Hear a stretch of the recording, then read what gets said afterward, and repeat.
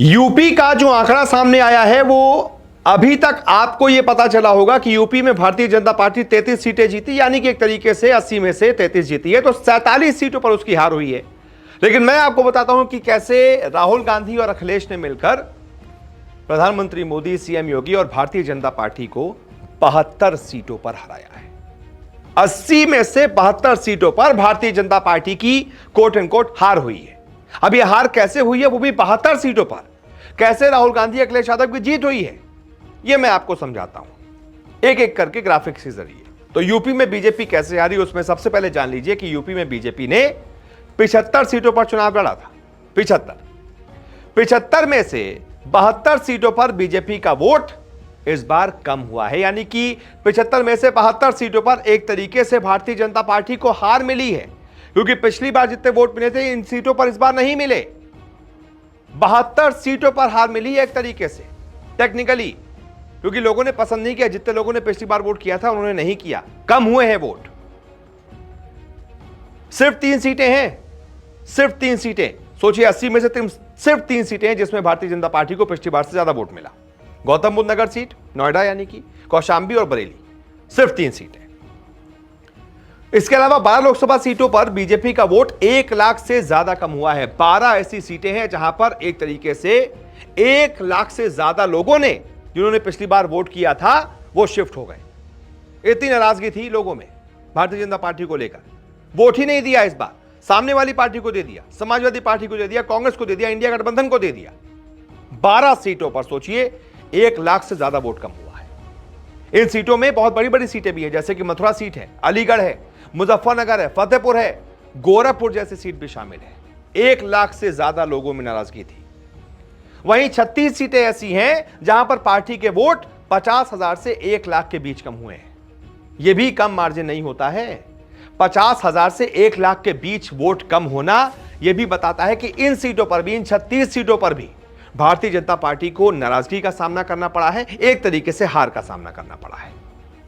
और बताता हूं आपको, ये जो 36 सीटें हैं ना, इन सीटों में ही अमेठी भी आती है, जहां से स्मृति ईरानी को हार का सामना इस बार करना पड़ा। शर्मनाक हार का सामना करना पड़ा। पिछली बार इसी सीट पर इतनी बड़ी जीत, इतने बड़े कैंडिडेट राहुल गांधी को हरा दिया, लेकिन इस बार एक मामूली से इंसान से हार गई, किशोरी लाल शर्मा से हार गई स्मृति ईरानी। यह भी भारतीय जनता पार्टी की छवि पर बहुत बड़ा डेंट दे गया। इसके अलावा रायबरेली की सीट से भी 50,000 से 1 लाख वोट कम हुए, इलाहाबाद सीट से भी, गाजियाबाद और यहां तक कि वाराणसी में भी प्रधानमंत्री मोदी को जितने वोट पिछली बार मिले थे इस बार नहीं मिले। जीत का मार्जिन कहां 3,80,000 था, कहां गिरकर 1 लाख कुछ हजार हो गया। तो यह लोगों में नाराजगी थी। हर सीट पर, पीएम की सीट पर भी लोगों में नाराजगी थी। अब मैं आपको बताता हूं कि बड़ी सीटों पर भारतीय जनता पार्टी को कितने वोट कम मिले हैं इस बार। तो सबसे बड़ी सीट मथुरा, मतलब जहां पर सबसे ज्यादा जो वोट का मार्जिन है वो कम हुआ है। ये मैं आपको बताता हूं कि कितने वोट किस सीट पर कम हुए हैं। उसमें सबसे ज्यादा वोट कम हुए हैं मथुरा में, यानी कि मथुरा में सबसे ज्यादा नाराजगी थी हेमा मालिनी को लेकर।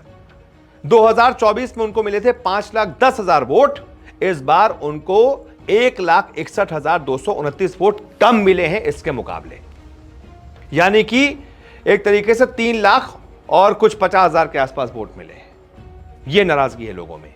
दूसरी सीट है गोरखपुर। रवि किशन जीत तो गए, लेकिन देखिए पिछली बार मिले थे 5,85,000, इस बार 1,30,000 वोट कम हो गए, यानी कि 4,50,000 के आसपास वोट इनको मिले हैं। सीधा सीधा 1,31,000 वोट कम हो गए।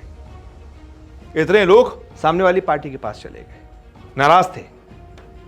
फिर अमेठी स्मृति ईरानी, पिछली बार तो मिले 3,72,000 वोट, इस बार 96,000 वोट कम हो गए, यानी कि इस बार 2 लाख कुछ 74 या 75,000 वोट मिले हैं इनको। सोचिए,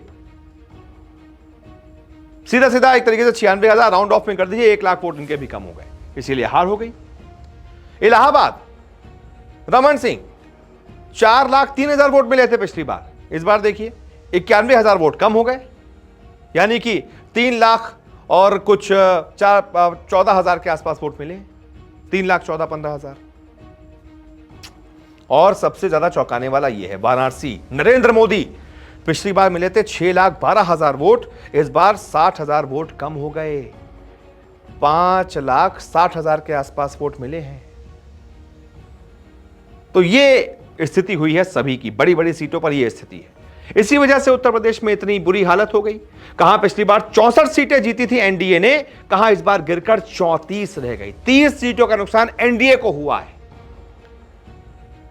भारतीय जनता पार्टी को 62 सीटें मिली थी पिछली बार, गिरकर 33 पर आ गए, 29 सीटों का नुकसान हुआ है। आगे बढ़ता हूं, कुछ और आंकड़े आपको दिखाता हूं कि कैसे 29 सीटों का नुकसान हुआ। यूपी में बीजेपी को पिछली बार से 29 सीटें कम मिली हैं। 2019 के लोकसभा चुनाव में बीजेपी ने 62 सीटें जीती थी, लेकिन इस बार उसके खाते में सिर्फ 33 सीटें आई हैं, सीधा सीधा 29 सीटों का नुकसान। साथ ही बीजेपी का वोट शेयर भी बहुत तेजी से गिरा है।